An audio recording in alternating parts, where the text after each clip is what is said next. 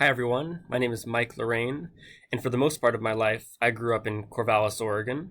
A little bit about myself: I love the rain, which worked really well in Oregon, except for the few really hot summers. And for the most part in Alaska, it hasn't worked out so well with so much snow and cold weather. I also love to travel and have been to Europe once, visiting Italy and France, and I have the extreme urge to go back. I really want to visit Greece as well as a bunch of other places all around the Mediterranean and other places ranging from New Zealand to Iceland. I'm currently a sophomore at UAF, and I can proudly say that this last week has been the coldest week of my life. I am a anthropology major with a focus on archaeology. I can say that I have been interested in archaeology since I was a freshman in high school, and I've always just worked extremely hard in high school to just try and get into the field and figure out what it was all about. And now that I'm in college, I love learning all about it. This past summer, I was able to get my first real introduction into archaeology, which came in the form of a field school where we excavated material culture which went back as old as 14,000 years.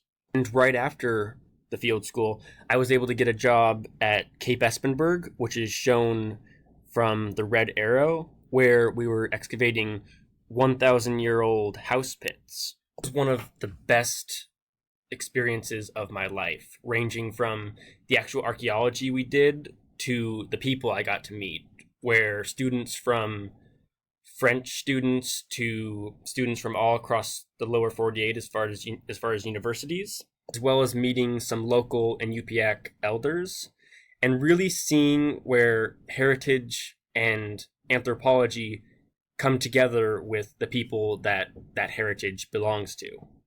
The article was really interesting because it really showed well all the different perspectives there are when heritage is brought up, as well as the evolution of anthropology as a study through time when heritage is in the front line, with a big part of the evolution being the increasing awareness on ethnocentrism and whether or not it is being taken accounted for when science is performed, with ethnocentrism basically being the tendency to judge another culture based on the principles of one's own.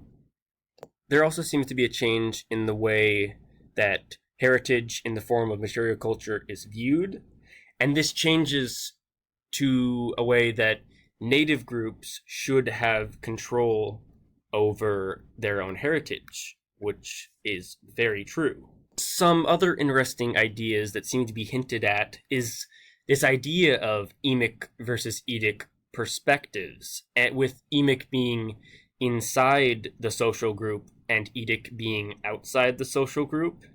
And this is really interesting to me as an archaeologist because if you look at it from a cultural anthropologist perspective, you really want to try and get the emic perspective because you can try and be as little biases in your work as possible if you're viewing the culture from within the culture.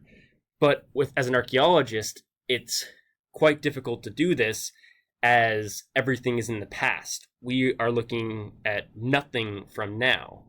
And with archaeology that is more recent, so like under the past 1,000 years, it is more possible to get this emic perspective with the use of the help of cultural anthropologists, but older, it becomes hard to avoid this edic perspective. Overall, it was a really interesting read that showed a lot of different sides of a changing discipline, really all for the better.